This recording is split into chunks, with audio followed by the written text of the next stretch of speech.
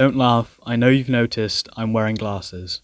Hive and CubeCraft are undoubtedly the two biggest servers on the Bedrock network, almost having a duopoly. Hive reaching daily peaks of around 30,000 players and Cube reaching about 35,000 players. It comes to no surprise there's competition.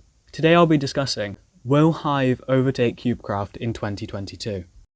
Before I start properly, I'd just like to say it is fairly obvious that I'm going to be biased towards CubeCraft. Anyway, CubeCraft has made amazing strides in 2021, releasing servers in 2 different continents and, depending on how you count it, 6 new games and 4 temporary games. If we look across the Hive, they released 6 temporary games. This is including modes but not testing, like knockback testing or testing of Skywars kits. From the point of view of the Hive, this is disappointing. I can understand that they put a lot of work into these games, but if we look at it as if it was an overview of the year, they have not added anything new. I know that's really critical and technically not true, but that's what it looks like. On the other hand, CubeCraft may be running out of stamina, but I doubt that. That brings us into the next segment, plans for the next year.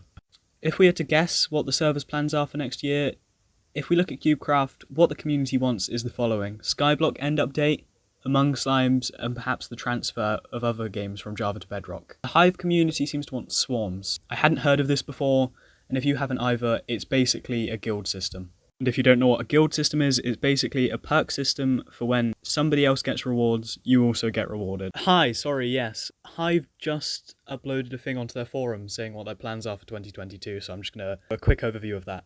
They did actually say that they're turning things around in 2022, focusing on permanent content, which I think is a really good step. And it looks like they're adding arcade games with Ground Wars and Block Drop-In, 2 games that they had in before that weren't permanent, alongside with never seen before games. Other than that, they're working on automatic moderation and the moderation team as a whole, so that's cool.